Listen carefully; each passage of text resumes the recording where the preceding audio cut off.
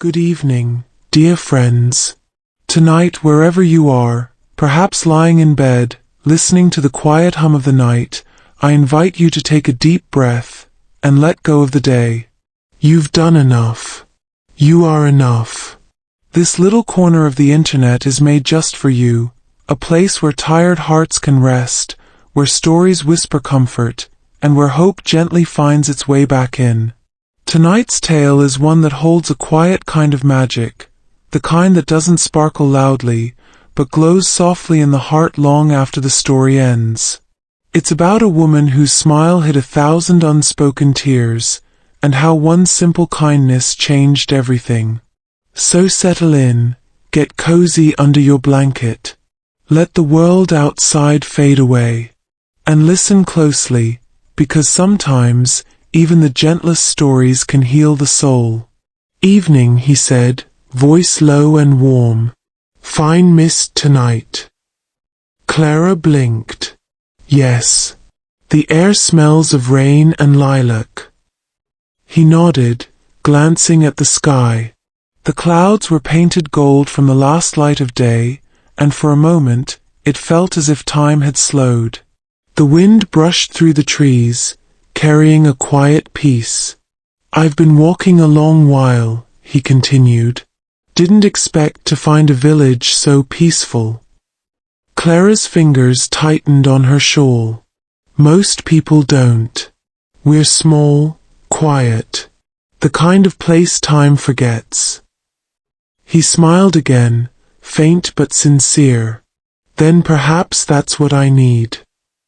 Something stirred in her chest. Curiosity, maybe, or the fragile echo of hope she'd buried long ago. She wanted to ask where he came from, why his eyes looked so tired. But she didn't. She only offered him one of her apples. Here, she said softly. You look like you could use something sweet.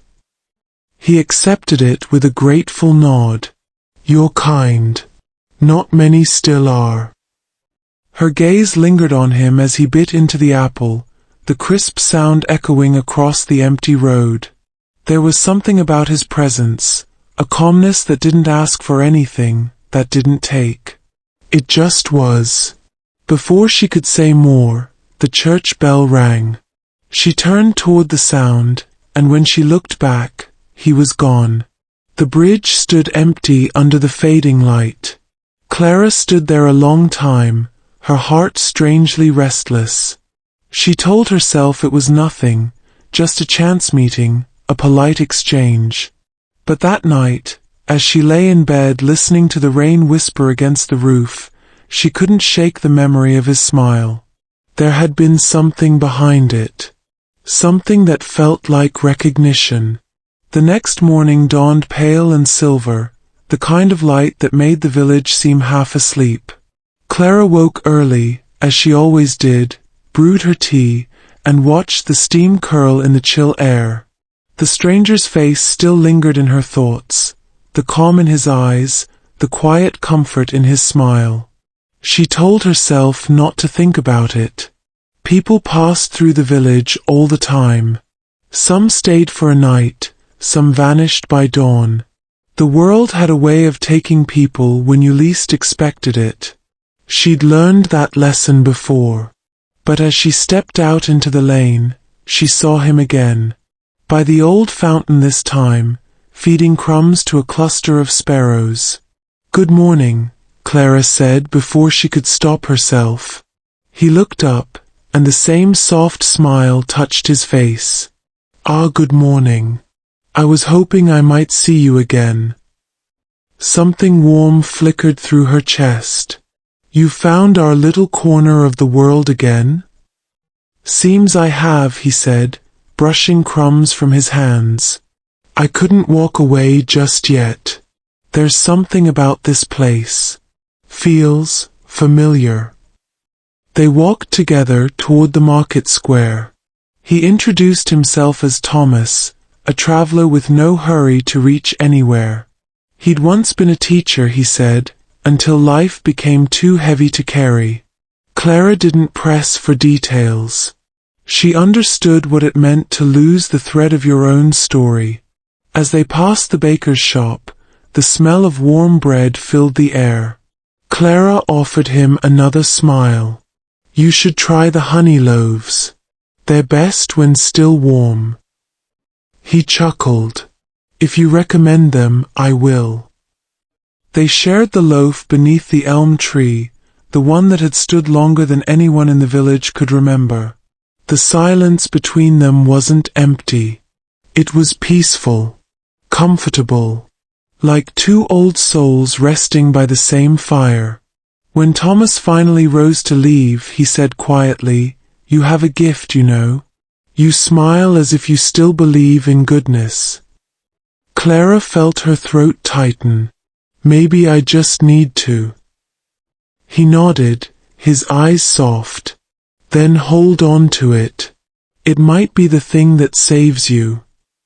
And with that he walked away, leaving behind the scent of rain and bread and something she hadn't felt in years, possibility. 4 days afterward, Thomas's words lingered in Clara's mind. You smile as if you still believe in goodness. The phrase replayed itself as she moved through her small routines, kneading dough, watering her garden, sweeping the porch. Each time she caught herself smiling at someone, she wondered if it still looked real, or if it was only a habit built over years of quiet sorrow. Her garden had always been her refuge, a riot of lavender, thyme, and old rose bushes that seemed to bloom just for her. But lately, she'd noticed something new. A small patch of wild daisies had begun to sprout near the back gate, unexpected, soft, almost defiant. That afternoon, as the sun painted the sky with gold, she heard footsteps crunch on the gravel path. She turned and saw Thomas again, hat in hand, that calm gentleness about him as though he carried no weight of time. This one is cold, this is why she smiled at strangers. One of them saved her soul. Let's begin. I was walking by, he said, smiling. Didn't mean to intrude. You're not intruding, Clara replied, brushing soil from her hands. I was just thinking how these flowers appeared out of nowhere. Nothing appears from nowhere, he said, crouching beside the daisies. Sometimes beauty grows in forgotten places. His words made her chest ache. She looked down at the earth, fingers trembling just slightly. You sound like someone who's lost something. Thomas met her gaze. Haven't we all? They stood in silence for a while, the air filled with the soft hum of bees. Then he asked, almost carefully, Did you ever have someone? A person who made this world lighter. Clara's lips parted, but no words came. She hadn't spoken his name, her husband's name, in years. The wound had long since scarred, but even scars remember. I did, she whispered finally. He was kind, quiet. He used to laugh in his sleep. Thomas's eyes softened. That's a rare kind of love. Yes, Clara said, a small tear forming despite herself. And a rare kind of loss. For a long time, neither spoke. The world around them seemed to slow, sunlight melting through the leaves, the smell of earth and old memories rising in the air. Then Thomas said gently, Maybe those we lose don't really leave. Maybe they send us someone to remind us of who we were before the sorrow. Clara looked at him, the sunlight glinting off the lines of his face. And for the first time in years, she didn't smile out of habit. She smiled because her heart told her to. The days in the village rolled by softly, marked by the ringing of the church bell and the rhythm of the seasons. Clara and Thomas began to cross paths often, at the market by the old stone bridge, sometimes in the small bookshop that smelled faintly of cedar and dust. Each time, their conversations grew longer, unhurried. They talked about ordinary things, weather, bread, the stubbornness of weeds, Yet beneath those words lived something unspoken, something slowly unfolding. Clara began to notice small changes in herself. Her laughter came easier.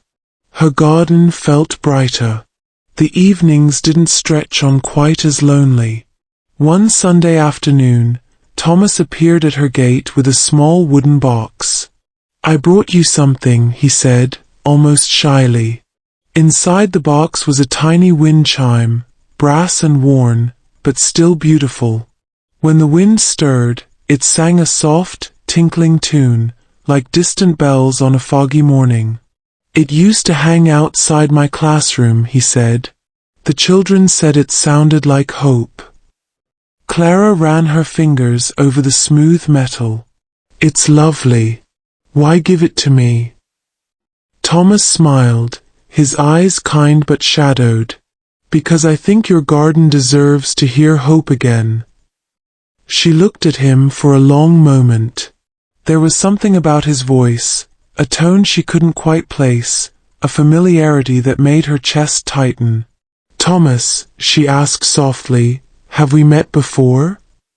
He hesitated, gaze dropping to the ground. "I don't believe so," he said, but there was uncertainty in his voice, like someone caught between memory and dream. Later that night, as the chime whispered in the wind outside her window, Clara found herself thinking of her husband again, of how he used to carve small wooden things, of how his laughter would spill through their garden like sunlight. And for just a moment, she could almost swear she heard his voice carried on the breeze, gentle, teasing, alive. Her heart fluttered. It was impossible. It had to be. But still, she whispered into the night, "If you're out there, thank you for sending him."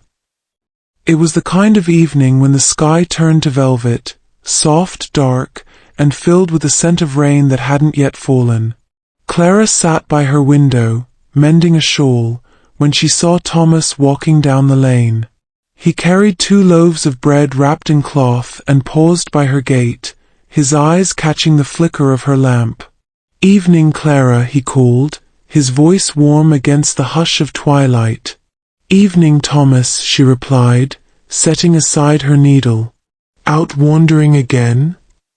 He smiled. "I thought I'd bring supper. Bread's best when shared."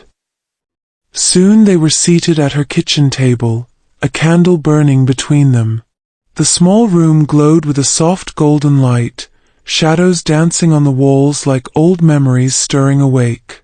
They ate in silence for a while, comfortable and unhurried. Outside, the wind sighed through the trees. Thomas broke the quiet first. "I used to have evenings like this once. A small cottage, a warm kitchen, someone humming as she cooked." Clara's fingers stilled on her teacup. "Someone you loved?" He nodded, eyes distant. "Yes. She passed away some years ago. Illness took her quickly. After that I left everything behind. Couldn't stay where every sound reminded me of her." Clara's voice softened. "I know what that feels like." He looked up. "You lost someone too."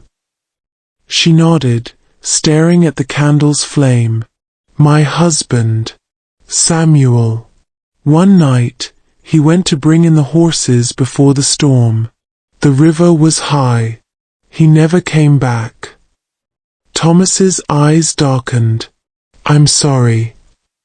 Clara smiled faintly. "It was long ago. But sometimes, when it rains, I still wait for the sound of his boots at the door." For a while, neither spoke.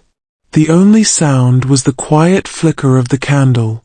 Then Thomas said softly, "Maybe those we lose find ways to reach us, through the small things we share, the moments that feel familiar." Clara looked at him then, really looked, and something in her chest stirred again, deep and unexplainable.